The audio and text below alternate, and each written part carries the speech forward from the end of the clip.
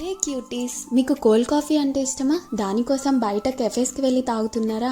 ఇంకా ఈ రోజు నుంచి అయితే ఆ పని చేయవసరం లేదు. ఎందుకంటే ఇంట్లోనే సింపుల్ ఇంగ్రీడియంట్స్తో చాలా ఈజీ వేలో కోల్డ్ కాఫీ ఎలా ప్రిపేర్ చేసుకోవాలో చూపిస్తున్నాను, చూసేయండి. ఫస్ట్ అయితే ఒక బౌల్లో 2 packets of instant coffee powder అయితే యాడ్ చేసుకోవాలి. నేను ఇక్కడ నెస్కేఫీ బ్రాండ్ యూజ్ చేస్తున్నాను. మీకు ఏ బ్రాండ్ నచ్చితే ఆ బ్రాండ్ యూజ్ చేసుకోండి. అలాగే 2 స్పూన్స్ వామ్ వాటర్ వేసి మంచిగా మిక్స్ చేసి పక్కన పెట్టుకోండి. ఇప్పుడు ఒక బ్లెండర్ జార్ తీసుకొని అందులో 1 glass of chilled milk add చేసుకోవాలి. ఇందులోనే 2 టేబుల్ స్పూన్ షుగర్ అనేది మీ ఇష్టం అండి, ఎంతైనా యాడ్ చేసుకోవచ్చు.